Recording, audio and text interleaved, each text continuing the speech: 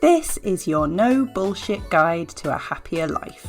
Quick, but not necessarily easy tips to help you to squeeze every last drop of enjoyment out of your business and your life. My name is Helen Calvert. I'm a coach, a business owner and a parent, and I'm so happy to be here with you. I do swear occasionally, as the title suggests, so pop in your headphones if I'm not safe for little ears. Ready to go? Let's do this. Hello and welcome to this episode where we are going to be talking about being our own parent. Yeah, we're going to get into some of the good stuff now. We did being our own best friend last time, and now we're looking at parenting ourselves as part of our relationship with ourselves, which is what this season of the podcast is all about. This is a tricky one, as our relationships with our parents are often difficult, often triggering, and yet the best way to heal from difficult parenting relationships is to give ourselves the parenting we wish that we had had. And if our parenting was nurturing and wonderful, giving that to ourselves can only be a bonus. So there's no downside to learning how to parent yourself, no matter what your childhood experiences were. How do we wish that our parents had shown up for us, or how did they show up for us in ways that we appreciated? What can the parenting that we wish we had and the parenting that we want now, what can that look like? What can it look like if we do it for ourselves? So firstly, there is prioritizing your well-being and prioritizing your health. Good food, good sleep. We know that that is some of the basics of good parenting, isn't it? Making sure that the children are as healthy as they can be, that their well-being is top of the list, that they are eating healthy food, that they're getting enough rest. Are we doing that for ourselves? You know, because even if we had the most nurturing of parents, as adults, we're not being parented anymore. If we are, then, you know, we're not in that way. You know, our parents don't have that kind of control anymore. We hope they don't. Of course, they're still parenting us, but in different ways. So are we now bringing that to ourselves? Because if we're not, who is now in charge of our well-being if it's not us? Are we putting our well-being and our health front and centre by parenting ourselves?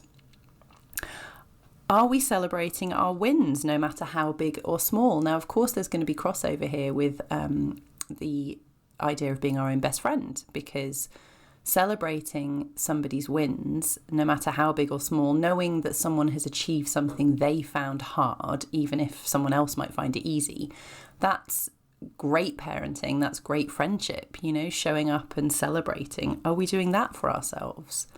Are we celebrating the big things that anyone would recognise as achievements? You know, perhaps passing exams, getting qualifications, passing our driving test, whatever it is we're trying to do, things that people will be like, oh yeah, that's a big thing. Are we celebrating that for ourselves? But also, are we celebrating the small things? You know, I did something that I found hard, because we see that with our children, don't we? We know that it helps them when we encourage them and praise them for doing something they found hard, no matter what everyone around them is thinking about it. Are we doing that for ourselves? Are we compassionate towards ourselves when we make mistakes? Now, oh my goodness. I mean, we're looking here at what we experienced as children, aren't we? Were people compassionate to us when we made mistakes as children? And if they weren't, can we now give ourselves that? This is where the healing comes in. It's not just about carrying on, you know, the mantle, passing the torch of good parenting from our parents to ourselves, but it's healing the stuff that was so unhelpful. Can we show ourselves compassion when we make mistakes? Can we figure out what that can look like and how we can do that, even if we didn't get that from our parents? And these can be things that we need help with. You know, none of what I'm talking about this season is stuff you can just do by yourself. It might be, but my goodness, there are lots of people out there, myself included, who are here to help with some of this stuff. Can you accept yourself for who you are? Because my goodness, isn't that the crux of the parent-child relationship? Do our parents accept us for who we are? And can we do that for ourselves? Because my goodness, how healing to bring that to ourselves. Can we love ourselves unconditionally? Can we bring to ourselves things perhaps we haven't had from the people we really wanted them from? Can we heal that way? Can we be on our own team, have our own back? And looking at material things, can we buy ourselves presents? We've talked about self-gifting before, and most parents, obviously not all, but most parents, you've got birthday presents, Christmas presents, maybe a little well done gift. Can we do that for ourselves? There's something very important about gifting that has nothing to do with the money spent, but can we honour ourselves with a gift? And of course, another very big one. Can we comfort ourselves, nurture ourselves, wrap ourselves up and cuddle ourselves when we need it? This can be really hard stuff to think about, because either we didn't have it as children, which is really hard, or we did and now perhaps our parents aren't with us, which is incredibly hard. But can we bring this to ourselves in order to heal? And healing doesn't look like feeling happy. In case you're confused and thinking, oh my goodness, I'd cry. Yeah, that's what healing looks like. Healing looks like having a bloody good cry, or throwing something at the wall, or pummeling a pillow, or yelling, or journaling furiously. That's what healing looks like. It's allowing the feelings that come up when I say these things. Hang on a minute, Helen, how can I cuddle myself? Well, you can actually cuddle yourself. You can wrap your arms around yourself. I have in the past wrapped my arms around myself and tucked myself up in a blanket when I've been having particularly bad anxiety, and it does help. It's one of these things that we think, oh, that can't possibly work, or that's silly. No, it helps. But also we can figure out ways to provide ourselves with a hug. I think we've talked about this before, a blanket, a warm drink, cosy clothes. What does giving yourself a hug look and feel like to you? And is that something you can bring to yourself? Of course, the self-talk. Of course, always the self-talk. Can we speak kindly to ourselves, but in a parenting way? In a way that we would want to show up for our children, or that we wish our parents had shown up for us, or that our parents did show up for us and now we miss it? Can we talk to ourselves in that very nurturing, loving, accepting, parenting way? Can we allow ourselves to have tantrums and hold space for that?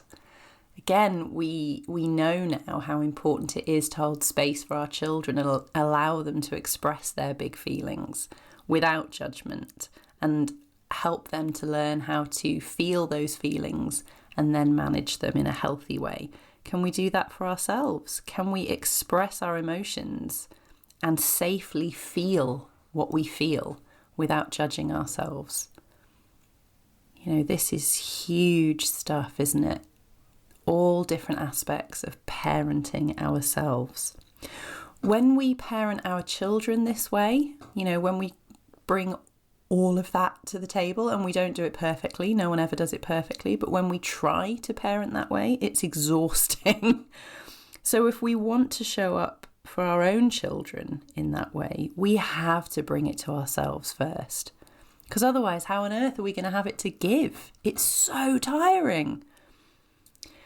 And that gives us an insight into the humanity of our own parents. And I will never be here to excuse abusive behaviour, not ever. But simply behaviour that wasn't optimum, that wasn't helpful, that we resent and are disappointed in, that we're sad about, we can see how difficult parenting is, and how if our own parents couldn't befriend and parent themselves and accept themselves and love themselves, of course they couldn't bring to us what we wish they had brought. Of course they couldn't. And it's a cycle that we have the power to break by parenting ourselves effectively. We can show up differently to the way our parents did. One of the feelings I know a lot of people experience, especially women, is that feeling of being too much. I'm too much. I feel too much. I have too many emotions. I'm always coming with my feelings. That comes from us being too much for our parents. And sometimes that's a feeling that actually we don't need to feel, but sometimes we were. We were far too much for our parents. They didn't have the tools. They didn't have the self-awareness. They didn't have the tools we have these days for whatever reason. They've been through their own stuff. We were too much. But that doesn't mean that we are too much. It just means we were too much for those human beings. And we can never be too much for ourselves because we're us. We can parent and befriend ourselves and never be too much for ourselves.